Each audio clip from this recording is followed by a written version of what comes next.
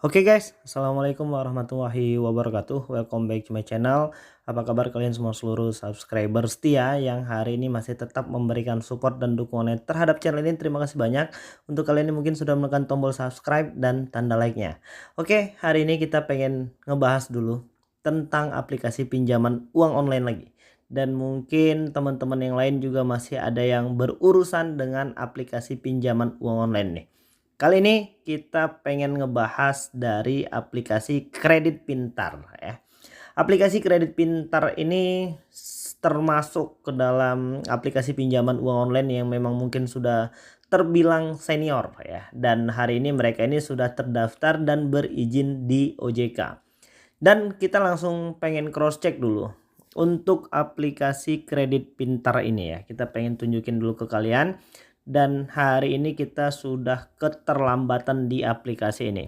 Dan beberapa pertanyaan yang hari ini paling sering masuk ke kita itu adalah tentang ya mungkin seputaran debt kolektor lapangan, atau mungkin biaya beban bunga, denda dan lain sebagainya, atau mungkin semua pertanyaan-pertanyaan yang hari ini ada di benak kalian akan kita jawab pada video kali ini. Sebelumnya kita pengen nunjukin dulu ke kalian. Ini dia tagihan kita ya, dan di situ kalian sudah melihat ya, kemarin jatuh temponya itu pada tanggal 23 Desember tahun 2020.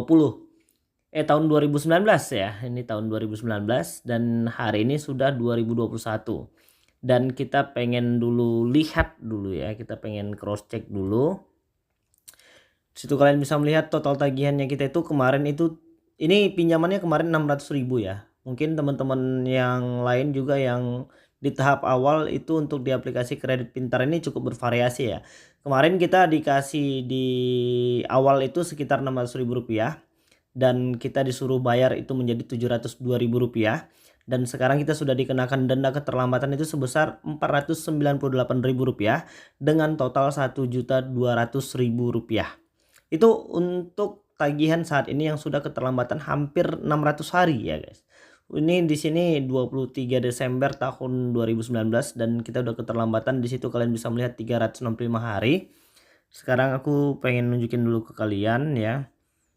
Kita pengen kasih tahu dulu ke kawan-kawan ya, supaya nanti pertanyaannya bisa terjawab ya. Sebentar, kita pengen lihat dulu tagihan ya, ini ya. Masukkan dulu.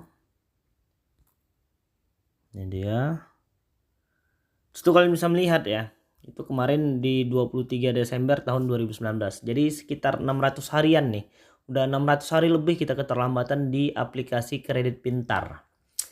Dan ini ada rincian pinjamannya juga. Kalian bisa melihat ya. Kemarin kita pinjam tuh 600.000 ya. Itu dibayar 2 kali selama tenor dan durasi 2 bulan. Itu per bulannya 351.000 dikalikan 2. Itu untuk rincian pinjaman, dan untuk rencana pembayarannya itu kalian bisa melihat ya. Kemarin jatuh temponya itu pada tanggal 23 Desember 2019 itu sebesar Rp568.350. Dan untuk di pembayaran kedua itu kita dikenakan sejumlah Rp631.650. Itu untuk detail pernyataannya. Jadi kalian tadi sudah melihat ya kapan kita pinjam, dan sekarang sudah di tahun 2021 di bulan Agustus. Jadi beberapa pertanyaan yang paling banyak ya, dan yang paling sering masuk ke kita itu adalah tentang debt kolektor lapangan. Apakah untuk di aplikasi kredit pintar ini sudah ada atau belum debt kolektor lapangannya? Dan jawabannya sudah ada. Untuk di aplikasi kredit pintar ini sudah ada debt kolektor lapangannya. Tapi tidak untuk di semua daerah. Tidak semua daerah di Indonesia ini sudah punya debt kolektor lapangan dari aplikasi kredit pintar. Palingan ya yang hari ini sesuai dengan beberapa pengalaman dari teman-teman dan subscriber kita hari ini, untuk di aplikasi kredit pintar ini untuk di sekitaran Jabodetabek doang ya. Selain Jabodetabek itu belum ada ya, seperti Aceh, Pekanbaru, Jambi, Lampung dan lain sebagainya itu belum ada. Kalimantan, Kaltim dan lain sebagainya itu juga belum ada untuk di aplikasi kredit pintar. Untuk daerah Jabodetabek tuh ya juga nggak semua daerah sekarang yang didatangin, apalagi masa PPKM seperti ini ya. Jadi di sini kalaupun seandainya kalian termasuk di dalam daerah yang tadi kita sebutkan dan hari ini punya kemungkinan untuk didatengin sama debt collector lapangan ya. Aku pengen mengingatkan kalian tuh agar untuk tetap tenang, tidak panik, dan membuang semua rasa takut. Dan satu lagi, membuang semua rasa gengsi. Jadi kalau seandainya nanti memang debt collector lapangannya datang, yang perlu kita atasi pertama itu adalah rasa gengsi. Jadi nggak perlu lagi merasa takut, merasa malu dengan tetangga atau mungkin dengan siapa-siapa yang mungkin hari ini ada di sekitaran rumah kita. Itu merupakan salah satu langkah untuk memperbaiki psikologis kejiwaan kita hari ini. Jadi kita siapkan mental kita untuk menghadapi segala sesuatunya itu dengan tenang, dengan hati yang jernih, dengan pikiran yang jernih, tidak gusak-gerusuk dan jangan panik berlebihan. Ya kalau memang mau datang ya silakan aja datang, kita akan tetap bersifat kooperatif ketika mereka datang dengan sopan dan santun.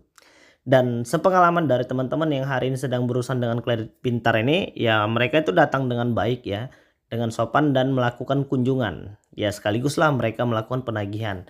Dan kalian cukup menjelaskan dengan baik juga, dengan harus sopan dan santun juga bahwasannya hari ini kita memang belum mampu untuk melakukan pembayaran.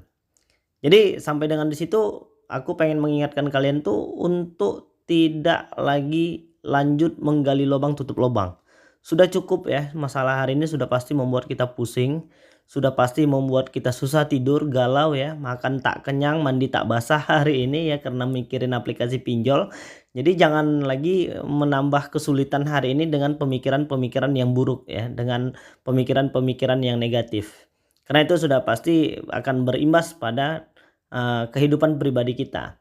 Jadi untuk kalian yang mungkin hari ini belum bisa melakukan pembayaran atau mungkin penyicilan hutang dan lain sebagainya ya, aku pengen mengingatkan kalian tuh ya agar tetap tenang ya dan kembali berkumpul bersama keluarga. Untuk yang mungkin hari ini belum terbuka atau mungkin belum jujur dengan orang-orang yang ada di sekeliling kita atau mungkin ada orang-orang di sekitar kita, ya silahkanlah berbicara dengan baik ya.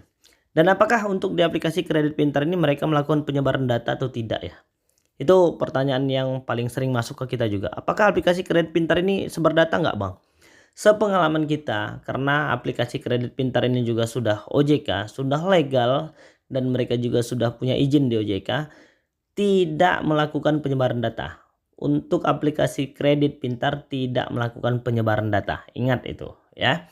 Dan mereka ini sudah sesuai dengan SOP dan sudah sesuai dengan perintah OJK dan lain sebagainya. Mereka hanya boleh menetapkan bunga itu sebesar 0,8% per hari. Dan untuk saat ini itu jumlah yang lumayan besar ya menurut aku secara pribadi. Kenapa? Ya oke kecil memang, untuk per harinya itu 0,8 tuh nggak nyampe 1%, iya benar. Tapi kalau kalian kalikan itu selama 30 hari ya tetap hasilnya 24%. Itu lumayan banyak ya. Dan hari ini untuk yang mungkin belum mampu melakukan pembayaran dan mungkin sudah jatuh tempo atau mungkin sudah gagal bayar dan lain sebagainya, untuk aplikasi ya, aplikasi yang mungkin sudah terdaftar dan berizin di OJK itu tidak boleh memberikan sanksi denda dan bunga itu melebihi dari 100% jumlah pinjaman pokok atau pinjaman awal. Jadi kayak di aplikasi kita nih, kayak di tempat kita tuh kemarin kita kan pinjamnya Rp600.000 dan sekarang sudah tertotal menjadi 1.200.000. Di sebelumnya tadi kita udah nunjukin ke kalian tuh bahwasannya taksasi pinjamannya itu bunganya sekian, ya dendanya sekian, dan jumlah pinjamannya sekian ya. Dan sekarang tertotal menjadi 1.200.000. Di awal peminjaman itu kita diberikan kepercayaan sebanyak Rp600.000 dan sekarang sudah tertotal menjadi 1.200.000. Jadi itu artinya mereka tidak memberikan sanksi denda, bunga dan lain sebagainya itu melebihi dari 100% jumlah pinjaman pokok.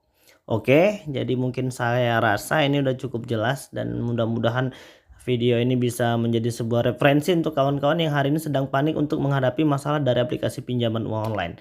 Oke, jadi mungkin itu dulu. Assalamualaikum warahmatullahi wabarakatuh.